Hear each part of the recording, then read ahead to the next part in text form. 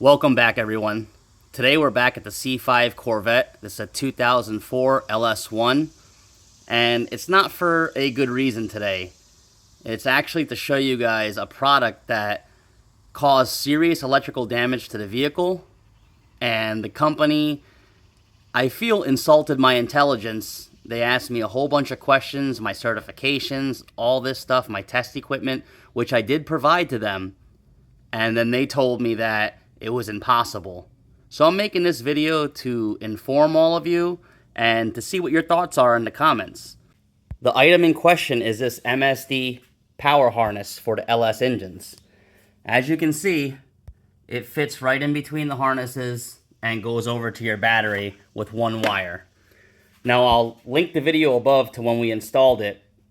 After we installed it, it did take the hesitation away at idle.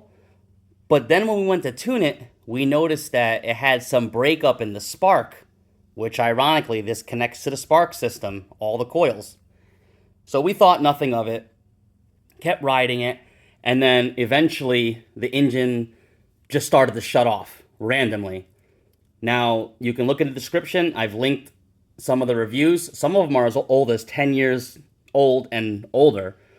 But you can go on Summit's website, you can go on all over the internet and see that these power harnesses have given problems before. When they do give problems, the first sign is they start to shut down the engine, almost like a bad fuel pump. And that's what happened to us. The engine shut down one day, just driving, stuck on the side of the road for about 30 minutes, and then it restarted. So I happened to be able just to touch that relay when I was in here looking at stuff, and this relay was burning up. Now, this is a new harness that MSD sent. They wanted the old harness back for testing. I'm waiting on a report that they still have not provided to me, although I provided all of my certifications and test equipment specs and all that stuff. So, touched this relay and it was burning hot. Car started after about 30 minutes, probably cooled down, and the contact, went back to a normally closed position or whatever, however it's set up in there. Get back on the road, about 15 minutes later, car falls flat on its face again, check engine light comes on. Okay, what's going on here? So we get it back to the shop, we look at things, it's a code for an O2 sensor, voltage. See where I'm going with this? After this installation here on the electrical side, we started having voltage issues. So we went ahead and we replaced that O2 sensor. Checked it out, the heating element failed. Spike in high voltage, killed it. We're driving again, start to notice that the DIC display is showing 12 volts. Don't know what's going on. Engine shuts down again. So at that point, I went straight to this harness, disconnected it, left it in the engine, hooked back up the stock system, and it fired right back up. But we still had low voltage. Got back, found out that the battery was sapped and the alternator was sapped. Both of them trash. So we went ahead and we installed a brand new Optima battery.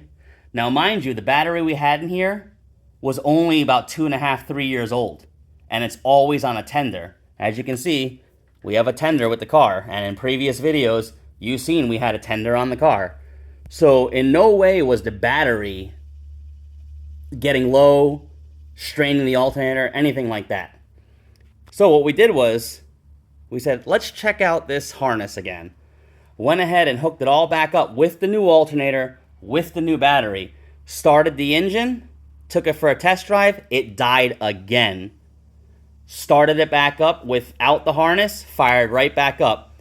Put the harness back on, voltage dropped back down to about 12.2, straining the engine again. At that point, we removed the harness and contacted MSD, and that's when this whole thing started. So it's been about 6 weeks now of dealing with them. They sent us a new harness. We appreciate it. But they sent back this same relay here and crimped connections in the engine bay. They don't even give you enough room to put it behind the battery shield to protect it from elements or from the heat. And if you can see here, this is not a weatherproof relay. Right there is an opening into the contact. So that's going to allow moisture to get in, corrosion, heat. Sorry about that, not sure what happened to focus. But that's allowing the elements to get in here. Now, Anybody who's installing this harness on a Corvette wants quality. So they're not giving you enough wire to run it out of the engine bay, and that's going to keep it in the elements. That's a non-weatherproof relay, and it's really tiny. And you'll see when we're going to show you how to upgrade this harness and protect yourself. But we're going to put up some side pictures now of all the stuff that we had going on, and you'll see in the pictures the bad wiring job that they did and they sent out. And we believe that something happened in there. You know, it's impossible to tell exactly what happened because there's no camera in the engine. But it's just weird that after installing and reinstalling, we had the same problem reproduced over and over again. The engine dying and the voltage dipping down, even with the new alternator. We went ahead and installed our own relay in here afterwards and kind of isolated the wires that were exposed. We drove it with that relay for over 500 miles. No problems. Provided that information to MSD as well. Again, I would send them multiple emails. It would take them 3 to 4 days to respond. So that's why I'm making this video now. It's not a video meant to bash them, but if you're going to say products made in America and treat customers like this and then insult their intelligence after we provide 25 years of mechanic experience with degree certifications, all that stuff, it's kind of hard to believe when I'm asking for a report back and I'm not getting the report back on their side. I want to know what their test equipment was, what vehicle they put it on, because we tested it right here on the vehicle. We had fluke meters hooked up to it, and we're not talking cheap fluke meters. We're talking $1,000 fluke meters hooked up on here. And we were able to simulate the problem over 6 times with the old harness before we sent it back. And they're still denying a damage claim on the car. This is not about the money. It is definitely not about the money. We have our own full shop. So there was no labor involved in installing the alternator and the battery. We even told MSD that hey, we're not going to write it up for labor. Just pay for the alternator, the battery, and the relay that we had to purchase. Not even the O2 sensor.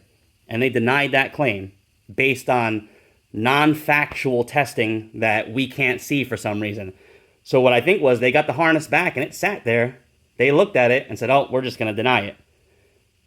So we're going to show you these pictures now in a slideshow, talk about them, and show you what we think is wrong. And then we are going to go and rewire this relay and show you the proper way that this thing should be set up with a properly sealed and weatherproof relay in the battery area away from heat. Also wanted to add that every single piece on this harness is crimped. So anybody who's dealt with electronics in a vehicle, especially this caliber of a vehicle, everything should be soldered and or weatherproofed with some type of insulation. I would have even put some marine grade shrink tubing over this with the glue in it to seal off from the elements. But you see right there, you can just get in there. Corrosion is going to be a part of it. And that's what they claim. They claim that something happened and corrosion and high resistance because the alternator failed and caused the relay to fail. I find it very hard to believe on a vehicle with less than 90,000 miles that is garage kept. So yeah, we'll get over to now repairing this harness and talking about the other issues. As you see in the photo here, the number 30 pin, which has the 2 red wires, is showing exposed there. It's kind of ironic how it's having a voltage problem, electrical problem with this harness, and you have wires showing, and that's straight out of the box. The number 30 pin is the 12 volts that are going from the coils. This is just another photo showing how bad the wiring is and how everything is exposed. This photo shows the check engine light on with the voltage starting to dip. These photos show when the battery was purchased and how swollen it was after the harness caused the alternator and battery to fail. As you see, it's very swollen. Also evident here in the marks on the alternator is the overrunning clutch overheating. You can see all the burn marks coming out. Then we're going to take a look at this relay here, and it looks melted and again exposed to the elements here. We installed a newer relay on there and tested it out. What you're looking at now is a graph from the tuning software that we hooked up to the car. The main thing we're going to be focusing on here is that 22.9 ignition advanced spark there. Look at that white line in the graph over. You see how it's pretty smooth across, nice and straight, not any jagged edges? This next photo, you're going to see what we're talking about. Okay, in this photo now, if you look at the spark advance, it's 22.5, still about the same. Look at all that jagged dipping in there. That was after the MSD install. The first photo was just stock, nothing added. This one was after we added the MSD power harness and started having problems. You can visually see there is ignition breakup there. All right, we got our little workstation set up here. You don't really need to have all of this, but since it is going into a Corvette that is pristine, we want to make sure that everything is up to par. So we'll show you real quick what we got.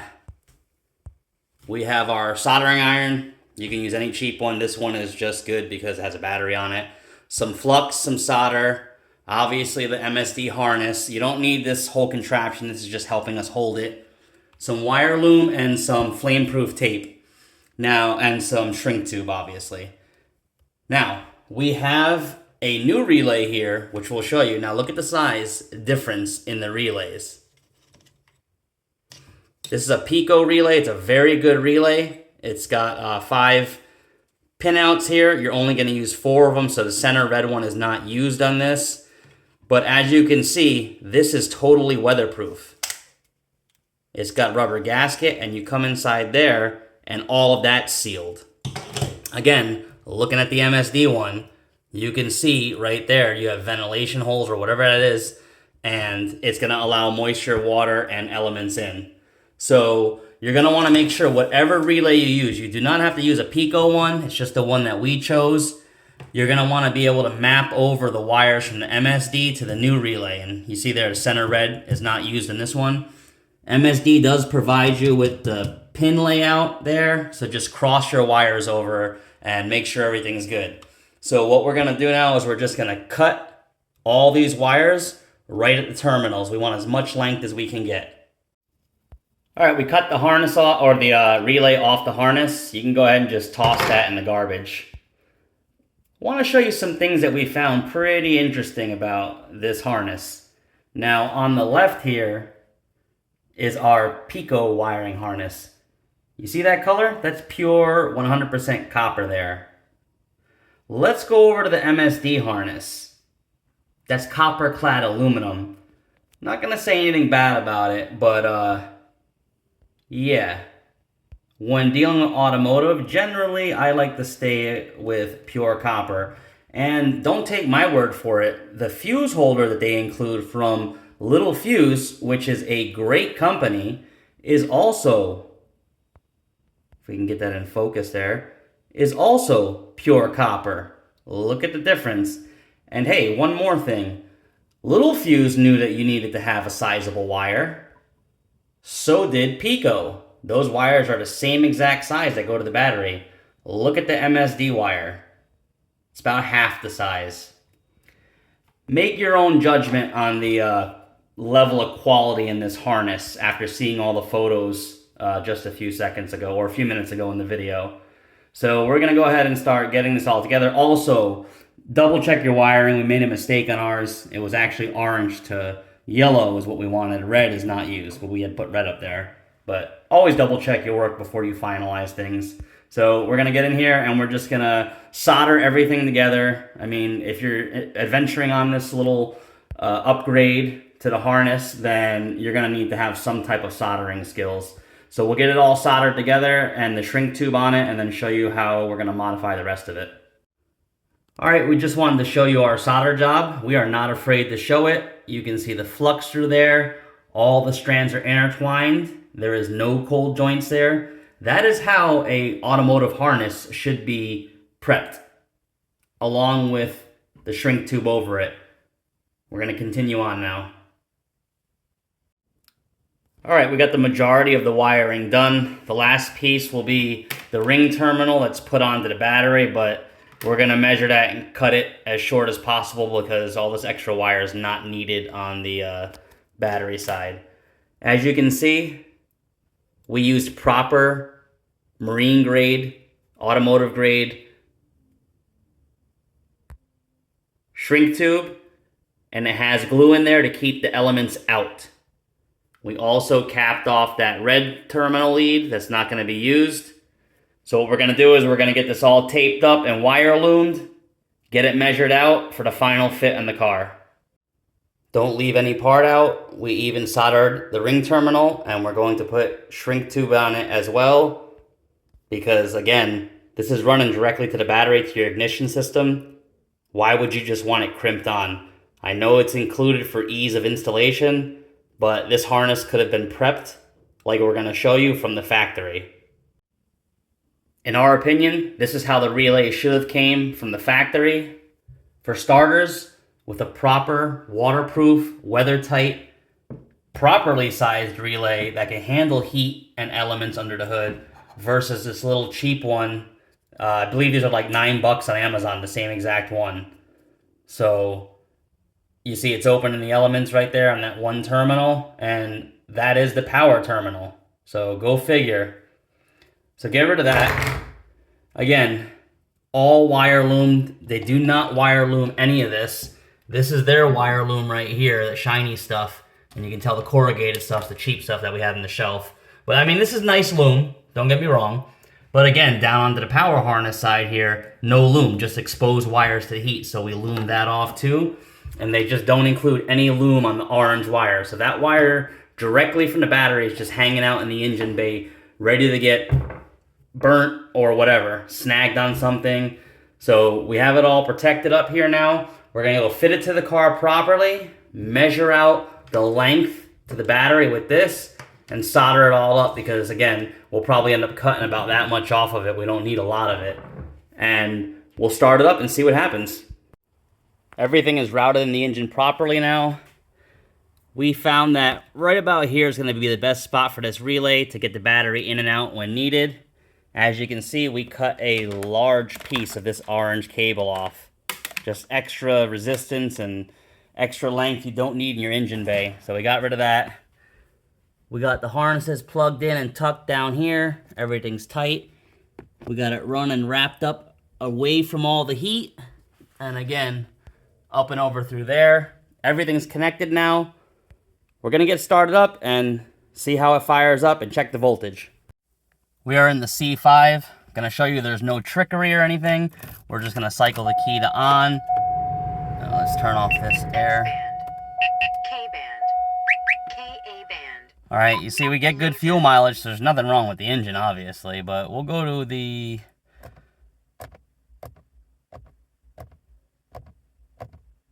odometer. 90,000 miles is what this car has now. Again, when we installed this, it was just over 80,000. So we put about 7,000 miles on it in between, but it gave problems the whole time. And we just couldn't figure it out. But again, in the pictures we showed you before, with the ignition graphs and everything, you can see the breakup after the install of the MSD harness. So we'll go to gauges here. We'll go to battery voltage, 12.1. Let's fire it up and see what we got.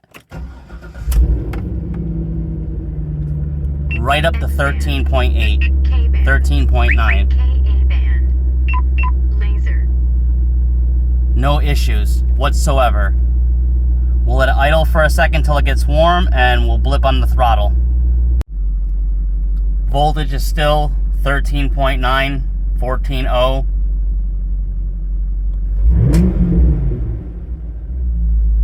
No issues. Let's turn the lights on.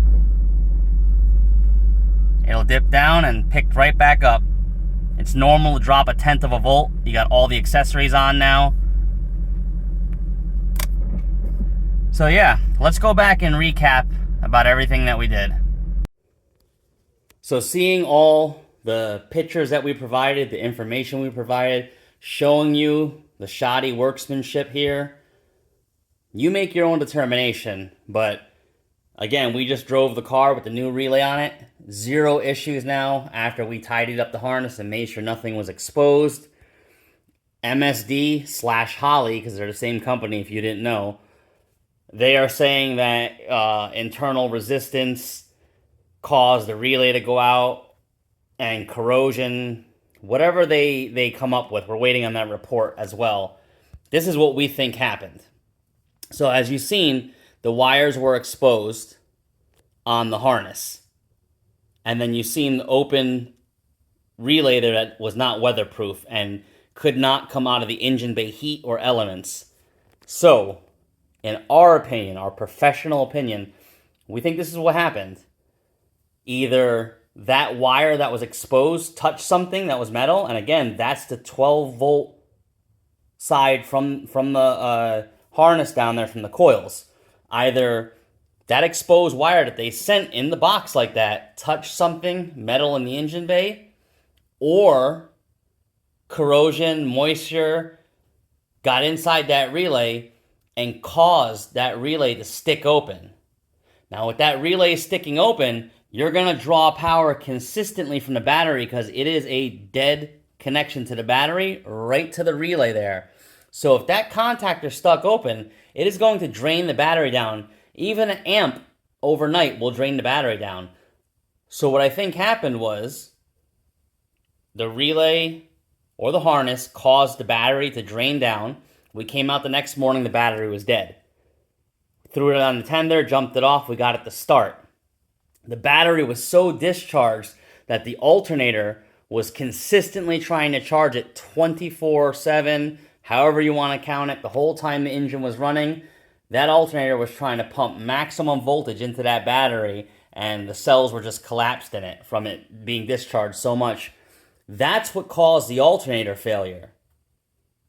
And then, ultimately, probably what caused the O2 sensor failure, because again, that was a voltage spike that took out the heater side on that. We replaced everything, and now it's all working perfectly again after we modified the harness with the proper relay that it's supposed to have. So you guys make your determination on it. We'll wait back for that report from MSD, and we'll see what happens. Thanks for watching. Please subscribe.